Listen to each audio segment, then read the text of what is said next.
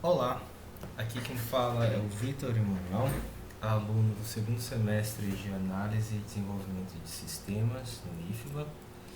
Eu estou aqui para apresentar um trabalho que é uma atividade da parte prática da matéria Estrutura de Dados e Algoritmos, que é ministrada pelo professor Antônio Carlos Souza. Primeiramente eu vou explicar um pouco do domínio, ou seja, do negócio ou o assunto que o programa trata. Em seguida, eu vou falar um pouquinho dessa interface gráfica aqui do programa. E por último, eu vou mostrar o código. Certo. O Home Broker é uma plataforma oferecida por instituições financeiras do Brasil, o Banco Inter, XP Investimentos, e qualquer outra corretora, corretora de valores imobiliários. Ok, é uma plataforma oferecida por financeiras do Brasil para conectar seus clientes a editais eletrônicos do mercado de capitais. Ele é utilizado como instrumento de negociação de valores imobiliários, como ações e outros ativos financeiros, e permite o envio de ordens de compra e venda, isso através da internet. Então, no Brasil, estima-se que atualmente existam mais de 200 mil pessoas utilizando esse sistema. Isso começou em 1999 por iniciativa da Bovespa, desculpa, que é a Bolsa de Valores brasileira, que se chama B3. Três corretoras lançaram simultaneamente o serviço na época e todos os interessados em investir no mercado de valores imobiliários do Brasil participaram. O nome dessa ferramenta aqui, pelo menos o programa que eu fiz, simula parte do comportamento dessa ferramenta, vem de Home Banking, que é o nome dado em outros mercados a serviços que permitem ao cliente ter acesso a serviços de banco, por exemplo, de forma remota.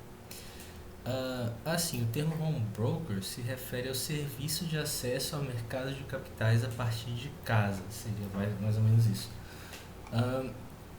E assim, na prática, o Home Broker ele funciona da seguinte maneira: para investir na bolsa de valores, você precisa de algum tipo de intermediação. E para isso existem as corretoras. Elas fazem uma espécie de conexão entre pessoas interessadas em investir e ativos que são negociados na bolsa.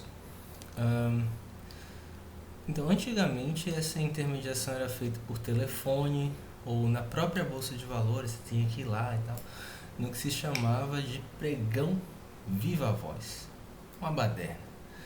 Operadores executavam suas ordens de compra e venda em meio a gritos e gestos. Quando a gente vê aqueles filmes dos anos 80, o povo louco numa bolsa gesticulando e fazendo vários sinais. Enfim, isso era o que acontecia antes do home broker. Com os avanços tecnológicos, esse modelo caiu em desuso em praticamente todas as bolsas de valores, e a intermediação passou a ser feita por meio de sistemas de negociação online, que é o caso aqui, home broker. Hoje em dia, o home broker permite essa comunicação, como eu já falei, entre cliente, corretora e bolsa de valores. E assim, é normal que cada corretora tenha o seu próprio home broker, seu próprio sisteminha. Assim, quando o investidor realiza uma ordem de compra ou de venda, quem recebe o pedido de enviar para o sistema de negociação, no caso é a Bovespa, hoje a gente é chamada de B3, porque essa corretora precisa ter uma conta na B3, basicamente. Quanto às funcionalidades de um home broker, aqui obviamente a gente vai fazer uma versão bem mais simples de um home broker, mas um home broker de verdade tem, assim, há vários no mercado, então não dá pra, mas no geral, eles fazem cotação em tempo real, ou seja, é possível ver preços de ações em tempo reais, e ações nada mais são do que porções de determinada empresa que são vendidas ou negociadas nesse mercado de ativos financeiros a um determinado preço. Então, por exemplo, iniciando o programa aqui, vocês vão ver 40 ações a R$ 50, ou seja, cada uma dessas custa R$ 50 e isso corresponde a uma porcentagem de propriedade daquela empresa. Você se torna dono daquela empresa ou então participa como é que se diz, não sei exatamente o termo, mas a pessoa basicamente é dona daquelas ações e é como se fosse também dona parcialmente daquela empresa. Obviamente, para ter um poder de decisão precisa ter mais de 50%, algo assim, ter pelo menos 49% das ações sem poder, o que é muito raro. Mas vamos continuando.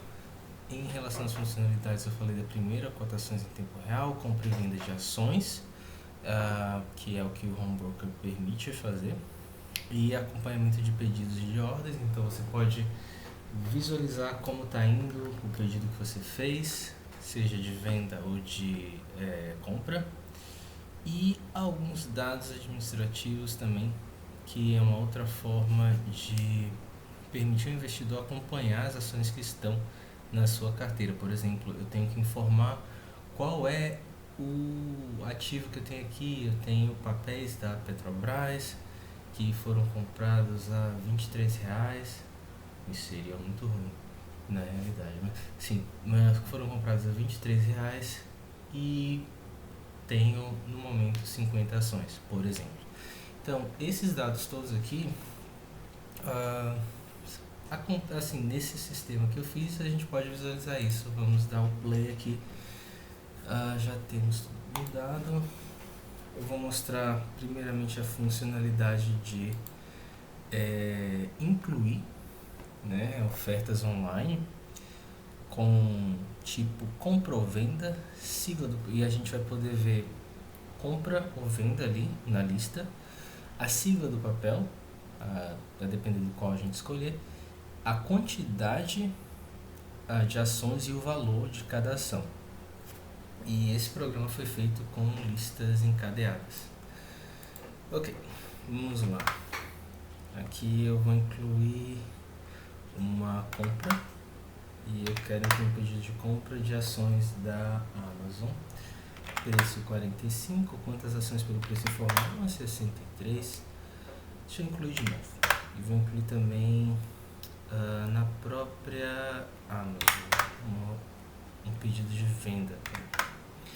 Qual o preço? 85 e quantas ações? 12. E agora eu posso também, eu já falei do primeiro critério, né, de construção do programa, que era esse, incluir as ofertas. Agora eu vou mostrar que elas estão aqui de fato inclusas. Eu tinha incluído uma oferta de compra 85,12 e ela deve aparecer aqui. 85,12 e a outra oferta que foi o que? 45,63. Cadê? 45, aqui, 45,63. E como a gente pode ver, a disposição dessas duas colunas acontece da seguinte maneira. Os preços de compra aparecem listados de forma decrescente, aqui. E os preços de venda aparecem listados de forma crescente. Agora que eu mostrei o requisito A, que era incluir ofertas online, eu vou mostrar eu vou mostrar que aqui eu posso ter ofertas disponíveis de pelo menos 3 títulos. E para isso eu teria que vou varrer a estrutura, que basicamente essa funcionalidade aqui de listar, ela varre a estrutura e lê de acordo com o título que está sendo solicitado. Aí se colocar Google, ele vai mostrar os títulos que já tem aqui da Google. Esses títulos foram carregados a partir de arquivo, tá? Que vou mostrar aqui. Pronto. Aqui estou vendo o arquivo de vendas. Vendas TXT, e aqui eu tenho da Google, que é número 1. Pelo menos no arquivo eu só coloquei números, me pareceu mais viável tratar assim. Só que tem um outro arquivo de histórico que mostra bonitinho o nome, as ações e também os preços, só que em colunas, mais ou menos nesse formato aqui. Mas para fins de carregar somente as listas de modo sempre que inicializar o programa eu ter já alguma lista disponível para visualizar, eu coloquei esses arquivos aqui de vendas carregar e também o compras carregar. Vou mostrar o compras carregar muito rápido.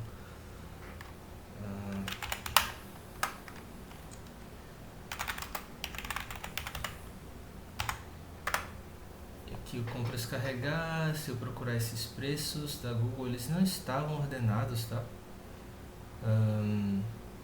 Venda, não, tô vendo venda, devia ser aqui. Então, eles não estão ordenados aqui. Isso, no momento de carregamento de load, né, do arquivo, tem um algoritmo de sorte que vai fazer essa organização aí em, como é que se diz, para que nossa lista apareça do jeito que foi pedido. Ascendente, descendente e ascendente. Tá, a gente pode ver aqui 69, ele não está mais nessa posição porque já foi ordenado, 85, 42, e aqui seriam os títulos do Facebook e Amazon que eu vou mostrar agora. Aqui. E agora da Amazon, que eu já tinha mostrado na verdade, mas aí está. Pronto. Agora o terceiro critério, que eu até já mencionei ele, que é carregar ofertas de compra e venda de ações de um ou mais títulos via arquivo. O que foi que aconteceu aqui? Eu estou carregando a partir desses dois arquivos que eu tinha mostrado. O compras carregar, que só tem esses números que correspondem na primeira coluna ao tipo de papel, segunda coluna ações e terceira coluna preços. Mas eu vou mostrar com mais detalhes as funções que estão fazendo esse carregamento, ordenação, que é um fluxo aqui que eu vou mostrar com o código, mais fácil. Letra D, realizar as operações se o valor de compra e venda for igual. Tá, então, vou mostrar isso aqui. Já mostrei como seria. Vou negociar ofertas. Eu quero negociar ofertas do Facebook, não, da Google. Vou aqui, aí ele me pergunta quantas ações deseja negociar. Não sei, 56. Qual o preço? 42, que eu acho que tem uma correspondência aí. Ele encontrou. Deixa eu mostrar aqui antes. Amazon, cadê? Google, aqui. Eu coloquei o preço 42. Já tinha aqui esse preço listado, pedido de compra. Cada ação vale 42 e são 89 ações. E tem pedido de venda pelo mesmo preço, que esse é um dos critérios do match, e aqui nós temos 86 ações a serem vendidas. Nesse caso, o que vai acontecer? Eu pedi 56, vai haver um abatimento tanto no número de ações que foram vendidas, porque elas não vão mais estar disponíveis no mercado, e a necessidade de compra da outra pessoa também vai ser abatida, porque aí ela só vai precisar comprar o que resta das ações, caso encontre de novo um preço que corresponda. Então aqui, nesse caso, para demonstrar, eu vou negar essa operação, e aí quando eu nego ele volta para o menu. Mas se eu for até o final, quantas ações, 56, qual o preço, 42, eu quero vender. Aí ele vai me dizer, você encontrou um match aqui, encontramos um match para o preço, para o seu preço de venda e deseja realizar a operação? Sim. Aí no momento em que ele faz isso, eu tinha pedido 56, não é mesmo? Ele abateu 86 menos 56 e aí ele me mostra o número de ações à venda desse título aqui no mercado que ainda estão disponíveis a esse preço aqui. Agora, como a gente pode ver, eu vou mostrar que realmente abateu. Aqui, ele abateu desse preço aqui, que era 89, não, desse preço não, desse número de ações que eram 89 passaram a ser 33. E aqui, esse mesmo preço, passaram a ser 30 somente. Agora, e se eu quiser vender, ou eu quiser comprar, vou comprar agora. Vou comprar 30 ações aqui nesse preço de 42. Essa linha aqui, ou esse nó, que é uma lista ligada, esse nó, ele tem que desaparecer, ele tem que deixar de ser visualizado e tem que deixar de estar na lista. Isso eu vou mostrar em mais detalhes, mas aqui só para demonstrar como está acontecendo para o usuário, eu vou fazer o seguinte, negociar, Google, quantas ações desejo negociar? Eram quantas que sobravam? 30 ações e eu quero esse preço, 42, e eu quero comprar. Encontramos o match para o seu preço de compra, deseja realizar essa negociação? Sim. E aí ele vai dizer que ok, o último preço, a última cotação foi 42, só que não há mais ativos disponíveis para esse preço aqui desse papel. Agora eu vou listar para mostrar que realmente sumiu e aqui, passe de mágica não, né? Tem uma função por trás, ou várias, não, tem 2 ou 3. Aqui sumiu esse preço nessa quantidade de ações da lista na parte de venda. Acredito que essas eram as funcionalidades. Deixa-me ver. Realizar operações, a quantidade vendida ou comprada menos as quantidades. Ao realizar a operação, a ordem de compra e venda devem ter as quantidades realizadas. Mostrei isso, foram abatidas. Apresentar o último preço da operação realizada, também mostrei aqui o último preço da operação realizada. E agora eu vou mostrar o código. Aqui quando eu aperto 4 para sair, ele libera a memória e me dá um tchauzinho. Certo. Esse programa, eu tentei organizar ele com um nó. Depois eu comecei a perceber que com um nó eu teria que fazer muita filtragem e criar outros critérios aqui dentro. Isso terminaria sendo um pouquinho um pouco mais complicado de fazer a visualização e de organizar os dados. Então eu separei em 2 structs que correspondem às 2 listas que a gente tem, uma de compra e outra de venda, com atributos idênticos, mas com nomes que não são, para que a gente possa identificar no código. E aqui algumas coisas que eu usei ao longo do código, como venda e compra na hora de decidir sim e não, e um pouco aqui também do nosso menu e para outras coisas também, sobretudo filtragens na hora de visualizar e de tomar decisão. Aqui são as minhas funções. Essa função menu aqui é bem importante porque ela é chamada sempre que a gente precisa voltar. E as outras eu vou explicar uma parte delas, né? Porque acho que não dá tempo de falar de tudo. Bom, a parte de carregamento de arquivo, que é a primeira coisa que o programa faz. Ela tem 4 funções envolvidas, 2 para cada lista. Poderia ser de outra forma, mas é o que conseguimos fazer, né? É o que consegui fazer nesse tempo que eu tive.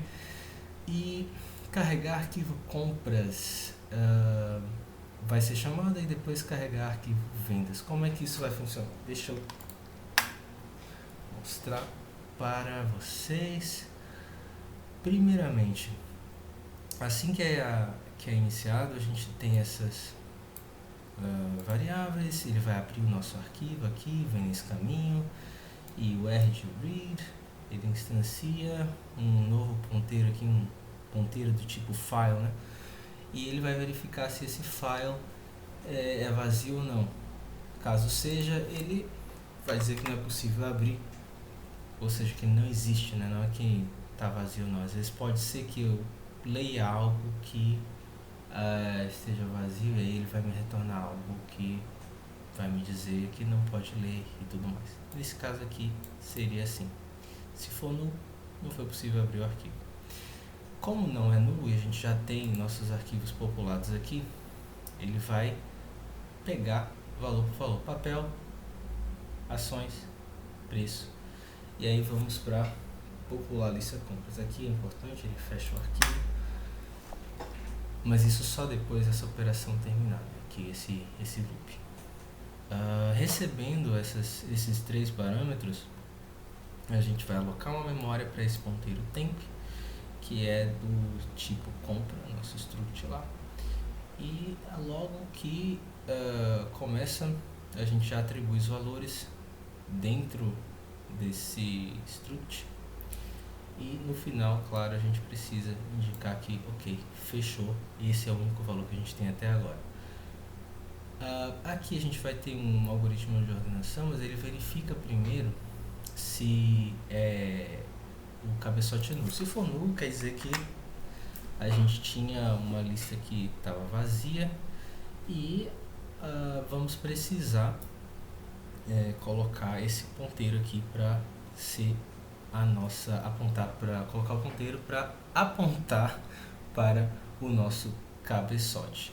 Então vai ser isso aqui, essa atribuição. Se não for o primeiro valor, aí ele vai partir para ordenação, ele vai comparar os valores de preço que tem lá para deixar bonitinho do jeito que a gente viu aqui, ordem decrescente e crescente. Nesse caso aqui vai ser compras, então ordem decrescente.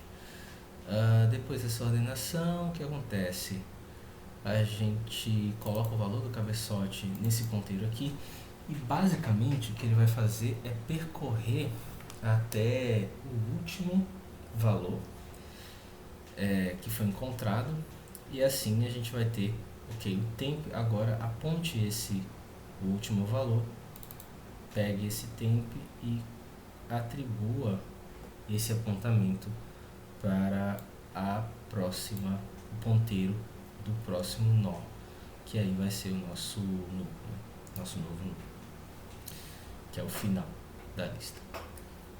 Depois disso, popular lista, aí é por isso que logo que a gente inicia o programa já tem aquela lista prontinha lá. Aqui, listar, aí Google, pronto, organizadinha e tal para o programa, e vou continuar falando aqui. A segunda coisa que eu preciso falar, o que acontece aqui no meu menu. Quando eu quero listar, ele já vai popular. Listar é um processo bem simples, acho que não vale tanto a pena mostrar assim, eu só vou mostrar um. O que acontece aqui é essa atribuição do cabeçote, porque a gente precisa começar a ler do começo. Aí ele verifica se um dos dois tiver vazio, né? Se tiver, quer dizer que uma das listas não vai aparecer, então não faz sentido mostrar isso, aí ele já avisa, não há um número suficiente de ofertas no momento. Se não, ele vem para cá e a gente faz um while com leitura dupla, e para isso eu coloquei essa condição aqui, porque se uma termina, as duas têm que terminar na verdade. Então se essa e essa estiverem, não forem iguais a null, continue lendo, e aí dá certo, porque ele só vai precisar filtrar a partir da lista ligada de compra, o que é o papel da Amazon, e da lista ligada de venda, o que é o papel também da Amazon nesse caso aqui. E para não estourar, não ter um segmentation fault bem feião aqui no nosso console, eu fui colocando esse if aqui no incremento, porque se não tiver mais nada que incrementar, ele simplesmente para. E aí a gente pode ter essa leitura aqui alternada, tipo, tenho 3 valores desse lado, ou 4 ou 5 valores. Acho que eu já demonstrei isso no começo, então, para manter essa apresentação breve, vou escolher não demonstrar essa parte aí, como já foi feito antes. Em seguida, o que temos no nosso menu? Inserir ofertas. A parte de inserção, eu vou navegar até lá, inserir ofertas. Então, aqui em inserir ofertas, ele primeiro faz uma filtragem. O que você quer inserir? Venda ou compra? Digamos que quer inserir uma venda. E primeiro, claro, como a gente já sabe, ponteiro, instância de venda, né, do nosso struct, atribui espaço de memória para o nosso ponteiro, verifica se ele não é null, ou seja, se essa atribuição aqui de memória realmente funcionou, e a partir daí continuamos a nossa decisão, qual é a cotação que você quer. E aqui eu coloquei um while em todas essas decisões ao longo do código, porque aí eu impeço o usuário de colocar algo errado. Então ele só sai desse loop se ele colocar algo que eu quero que ele coloque. Continuando aqui, decisão. Se a decisão for voltar, menu. Se não, ele segue o fluxo e vai atribuindo, como é que se diz, valor a valor, a partir do que o usuário informa. Aqui, finalizando a atribuição, é preciso colocar o null para que o nosso nó seja fechado lá, o último. Como a gente está inserindo aqui no último, ele precisa ter isso aqui, senão depois, a próxima vez que a gente for ler, a gente toma um segmentation fault. Aqui ele verifica simplesmente se foi o primeiro. Se foi, ele simplesmente atribui temp, que é nosso espaço aqui, né, para o cabeçote. Ele aponta para o cabeçote, na verdade. E depois, se não for isso, ele já pega esse ponteiro e o cabeçote vai colocar os valores que tiverem aqui. Ele vai apontar para cá e aí ele vai percorrer, né, nossa lista até que chega no final e finalmente a gente tem a atribuição do nosso apontamento, que antes era o último, para aqui, ponteiro próximo à venda, que aí ele fecha nossa lista. Enfim, aqui, o que mais? Depois que é inserida, o próximo passo é ordenar. E a gente já viu o algoritmo de ordenação, é basicamente o mesmo que a gente tem lá na hora que carrega, só que aqui com algumas diferençazinhas em relação ao menu e ao retorno nosso, né? E depois disso ele salva num arquivo, mas não é o mesmo arquivo que está sendo carregado, é um arquivo de histórico mesmo, em que eu mantenho aqui, acho que eu até tinha mencionado ele, deixa eu mostrar, cat histórico compras,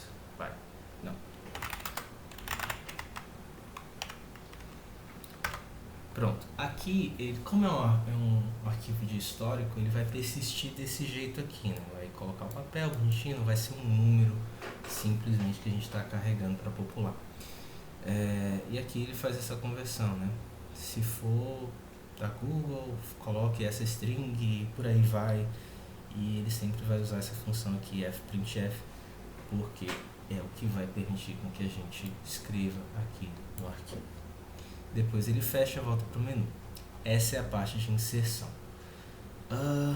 Me deixa mostrar mais aqui. Negociar. Essa acho que é a função principal que a gente precisa dar uma olhada. Negociar. Negociar primeiro.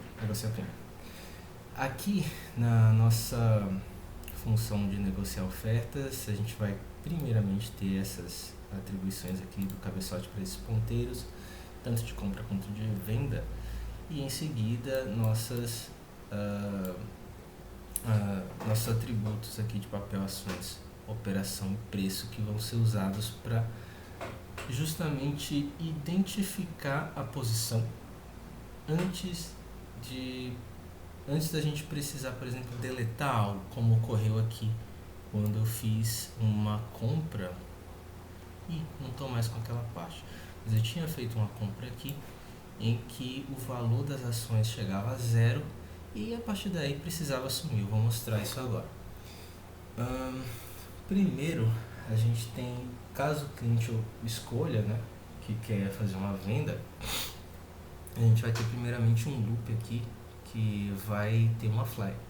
Essa flag só serve para dizer o seguinte: encontrei algo que corresponde ao que você me informou. Se não encontrar algo, essa flag continua zero, ele vai até o final e ele informa que, olha, o seu pedido de venda não foi cadastrado online. Ou seja, a gente não pode simplesmente chegar e querer negociar algo que a gente nunca colocou no mercado. Então ele pede que você informe um pedido antes de acionar a negociação. Eu acho que até vou mostrar isso agora, que é bom. Aqui, negociar, sei lá, vou de Facebook, quantas ações deseja? 56, qual o preço? Vou colocar um preço que não existe aí, 0,2. Coloca 2. Compra. Aí ele fala: seu pedido de compra não foi cadastrado online, por favor informe. É isso. Aqui, então, é importante esse while loop. Por que eu estou parando nele? Porque é a partir daqui que ele vai ter essa posição. Ele vai contando, ele vem, percorre a lista ligada, é claro, mas ele vai fazendo esse incremento para justamente ter a posição certa da lista ligada. Isso vai ser importante porque aqui, por exemplo, quando a gente faz, ele vai fazer aquela parte aqui, encontramos um match e tudo mais. Só que depois eu tenho que pegar o valor das ações, tanto de compra quanto de venda, que acontece aqui. As ações que eu informei, faço o decremento, né, o abatimento, e depois eu atribuo esse novo valor aqui para venda e compra. E se um desses valores de venda e compra for igual a zero, ele vai partir para essa minha função de eliminar. Em eliminar ofertas, a gente pega a posição, viram porque é importante, tanto de compra quanto de venda, e a posição de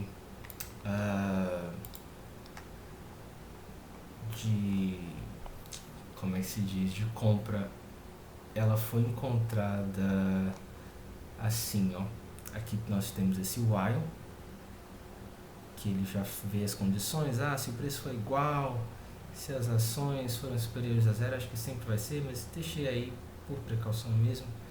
E se o papel que a gente pediu foi igual, ele vai percorrer, a depender do papel, é claro, a gente está vendo aqui as condições, e ele vai pegar essa posição de venda. Então, quando ocorre de número de ações zerar, ele tem que vir aqui, e ele só pode zerar porque o número de ações que você informa quando você quer comprar algo, pelo menos nesse programa, ele não pode ser superior ao que existe no mercado. Então ele sempre vai identificar, deu zero, eu venho aqui, crio 2 ponteiros, verifico se o cabeçote está vazio, se for o caso ele informa que a lista está vazia e diz qual é a função. Bom, se não for esse caso, ele vem aqui e, caso seja a primeira posição, a posição 0, ele simplesmente atribui o valor do cabeçote, ele coloca esse apontamento aqui, esse ponteiro aqui vai apontar para cá, e nós vamos fazer só um percorrimento, né? A gente vai colocar o ponteiro do nó do cabeçote para o próximo nó. E aí a gente vai dizer que isso aqui é o nosso novo cabeçote. E esse valor que estava no cabeçote, esse apontamento aqui que está sendo feito para o cabeçote, ele simplesmente libera a memória. Dá um free, acabou, não existe mais. Desculpa. Agora, caso seja qualquer outra posição, nosso nó, ele vai fazer mais ou menos a mesma lógica, só que aqui ele precisa de um loop para percorrer até aquela posição que estava lá sendo registrada pela outra função. E aí a gente sempre vai fazendo essa iteração, a atribuição desse ponteiro para o temp e para esse outro ponteiro temp compra, e a gente vai percorrendo aqui, ponteiro compra, vai para o próximo, até que a gente acha o certo e a partir daí acontece isso aqui, ó. Ele pega esse ponteiro próxima compra, atribui para o temp, próxima compra, porque aí a gente vai ter esse valor sendo ligado ao próximo nó e a gente não perde o resto dos nossos dados na lista. Ele pega como se fosse, tirei do meio, liga esse anterior aqui com o próximo através desse ponteiro aqui e me libera esse valor aqui que estava sendo apontado nesse nó do meio. É basicamente isso. Acredito que exista mais uma função, outra. Negociar, sair.